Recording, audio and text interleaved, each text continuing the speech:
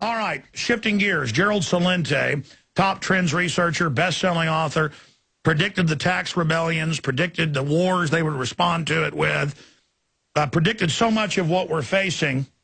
He did predict that they would start grabbing people's pensions, bank accounts, bank holidays, you name it. Now that's being openly discussed. But even Reuters is saying MF Global could cause runs on banks and brokerage funds. This was his money, his private account, totally illegal. They took it, and now we're 3 weeks, or more than 3 weeks into this, and they're saying, oh, it's over $3 billion now. It was $600 million, then 100 million more to 700 million, then it was $1 billion, $1.2 billion, more than $1.2 billion, $3 billion, more. And a guy who can give you breaking news on this, because he had more than six figures taken, is Gerald Celente, joining us via video Skype. Gerald, thank you for coming on with us to give the audience an update. Yes, the big news here, Alex, there's a couple of big pieces. One, of course, is John Corzine, the former co-head of Goldman Sachs, senator of New Jersey, then governor of New Jersey, who was the head of MF Global. And as you mentioned, the number keeps going up. This is flagrant extortion. They can't find the money. Look how quick they found Gaddafi's money. Look how quick they find any tin horn dictator's money that they want to overtake. But they can't find the money that's missing from MF Global. And they don't even bring Johnny Boy in for questioning. Hey, leave him alone. Look at the prostitutes on this one. They try and convict whoever they want in the media before the people are even convicted or tried, like they did with that Strauss-Kahn character. But not White Shoe Boy Corzine. No. He may appear before a Senate and House committee hearing. And you know what he'll do? He'll plead the Fifth, just like the media is pleading the Fifth. The Fourth Estate? No. I have a piece in front of me, Alex, that just came off the wire from the Chicago Sun-Times. CME's reputation gets a stress test. CME, of course, is the clearinghouse, the stock exchange for commodities over in Chicago. And you know that I broke the story with video links sent to 45,000 people in the media of the head of the CME group, Terrence Duffy, saying that CME is the guarantor, that CME guarantees people who lose money because one of their members went belly up. But here's what the prostitutes write. CME's reputation gets a stress test. Isn't that nice? A stress test. CME is involved here because it clears or legally guarantees the trading on its markets. They even say it, but they won't put their feet to the fire. This is the biggest ripoff. We just sent out, Alex, you just got it. We sent it to you guys. It's going out to Trends Journal subscribers. In our 20 years of publishing, we have never sent out an urgent trend alert. The trend alert is, and I broke this partially to you last week, the entire financial system is under collapse. Let's go over to Europe. Oh, the European bonds over there, the Italians, they can't afford to borrow anymore. Neither can the Spanish. Neither can the Greeks. Oh, the Belgians, they're just getting their credit rated lowered. That's right, they had bailed out the Dexia Bank, and it's costing them 15% of their GDP to do it. Again, to bail out a bank. go across the globe, one after another. Bank runs in Lithuania. Everybody that I know in Greece and Italy are pulling their money out of the banks, and the people that do have money over there and the banks that have money are bringing it over here because it's falling apart. Here's the big scam. They just did it with this Black Friday baloney. And here's what the prostitutes did. They kept pumping up this Black Friday Christmas rush sale to get the suckers out there to keep spending the last dime that they don't have. Now put two and two together. The more consumers spend, the more the retailers advertise. The more the retailers advertise, the more they spend on commercials with the prostitutes, whether it's in the print media or on TV. So it's in their best interest to keep pumping this up. Here's the warning that we're sending out to everybody, and with details on what we're doing to protect ourselves. After the holidays, in the first part of the new year of 2012, the economic collapse will happen, and they will no longer be able to cover it up, and they're going to declare economic martial law. Just as my money's been stolen, your money's not going to be safe anywhere unless you have it in your pocket or you have it in gold and silver.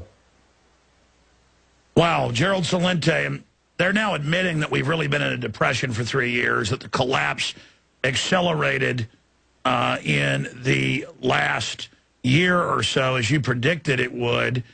And here we are with them just trying to prop it up and tell us everything's fine. But the fact that first it's 600 million, then $1 billion, then 1.2, and then 3, and more than 3 billion. And the fact that they're trying to test right now to see if they can just take accounts, and that's what Peter Schiff said earlier in the last hour, that it looks like this may be the new economic policy, is to just loot, and that they're testing it out. And that's what's going on here. They wouldn't be doing this right now if they didn't have the money, and if they didn't want to just see if they could get away with it. And if they couldn't deliver that. And it clearly is not just extortion. It's more than that. It's embezzling. They took your segregated account that was yours, and they even tried to have their minions and operatives spin it that it's, oh, your fault. Yeah, it's going to be all your fault, too, folks, when they devalue what's left of your retirement and your dollars and loot your pension funds. Yeah, it's all good. And then the government's going to take them over to protect them and dole out what's left of it. It's going to be your fault again. I mean, they are really, really getting into dangerous waters here. Now, Gerald, this has been going on. This has been going on a week and a half before you broke it a week and a half ago. So this has been going on like a month now, almost 4 weeks. And you're clearly talking to these people. Or what have you learned since we talked last Tuesday or Wednesday when you talk to them? Do they just say, not going to get it? Because, you know, a few weeks ago, it's like, you'll get some of it later. Now it's just, we don't know where it went. I mean, as if the federal regulators and people couldn't go right into the transfer records. I mean, you know, I go get $1,000 in cash out of the bank to act like I'm a bank robber, even though it's, you know, the company's money, my money. But now they just don't know where it is, Gerald. Exactly, like I said. Look how quick they found Gaddafi's money. And any time they overthrow anybody, they grab their money right away. What, they can't find this dough? Who are they kidding? The money's not there. It's nowhere. And again, the big story is the CME Group. They call them, you know, that's an abbreviation for Chicago Mercantile Exchange. How about the Chicago Mafia Enterprise? How about this whole thing? You've been talking about it, the news story that broke over the weekend that we knew about for a long time, about how the Federal Reserve was dumping trillions of dollars into the banks. And they refused to report it, and we just got the information now. And here's the big lie. You heard the Jamie Dimons. You heard the blank fines. You know, the Goldman Sachs gang, the Merrill Lynch mob, the Morgan Stanley marauders. You heard all of them saying, we don't need the money. They made us take it. And then now you look at how much money the Fed gave them, and they were in trouble. But they're saying in public, hey, our books are okay, man. We're solid. Could anybody call that fraud? How could they get away with it And we are pinned to the wall as people, citizens, for every minor infraction that we break. Every little tiny thing. You can't get into your car without driving to A to B without breaking the law. But boy, oh boy, these guys could lie on the media in front of everybody, and the Fourth Estate pleads the Fifth. Not a word. And you know why? Because they're all in bed together. Mouse Blitzer. What is that guy? Anderson Cooper 360? How about ACDC 180? What a bunch of baloney over there. All right, well, let's go back here, though. So you've been talking to these brokers and people, or so they're just saying... They won't give us any information. The media won't follow up on it. We've been contacting all of them. It's one big cover-up. That's all it is. The whole system is collapsing. The money's not there. If the money's there, put the money on the table. They can't put the money on the table. The money's not there, the gold's not there. The only thing that's out there, Alex, is a lot of hot air. And, Gerald, you know what they're going to do. As soon as the collapse accelerates, they're going to launch a new war, stage some terror attacks. Everybody will say, the government took my bank account, but they're fighting al-Qaeda, and they'll go out and salute the flag. The TSA is going to walk up and say, I'm groping your daughters, and they'll say, go ahead, it's to fight al-Qaeda. The TSA person will say, well, actually, I'm just a pervert, but okay. Let's talk about how this is going to unravel the different angles. All you Americans and others out there who want to buy into evil and think the system cares about you, oh, it cares about you real good. You're going to find out how much it cares about you. Straight ahead with Gerald Celente. Stay with us. Final segment, straight ahead. Yeah, Gerald Celente, and none of us can hide from these people. They're going to steal everything and nail down. And Gerald was getting physical delivery of his gold. They just said, nope, you put your money in this account to buy it. Just like you buy something online, say from Amazon.com. Let's say you buy a book for $50, some rare book. And then it never comes, and you call them, and they just say, we don't know where the money is. Well, I want my refund. We're not going to talk to you. That's what it is. And so no silver dollar for Gerald Celente. They just took it. And they admit in Reuters and other places is sending shockwaves across the country. The official show ends in about 4 minutes. But I'm going to go into overdrive and take the calls for those that are holding. It'll be internet only, Infowars.com. But I promise to get to you. So get ready with your quick comment because I want to hear from you. Gerald, so how do you expect this to unfold? How do you expect this to be rolled out? You heard me make the point of they love to give us a war, as you've been saying in the last year, the next great war of the 21st century. Well, that was your trend at the start of this year, and certainly they're getting ready for that right now. So, I mean, what else are they going to do to try to get away with this?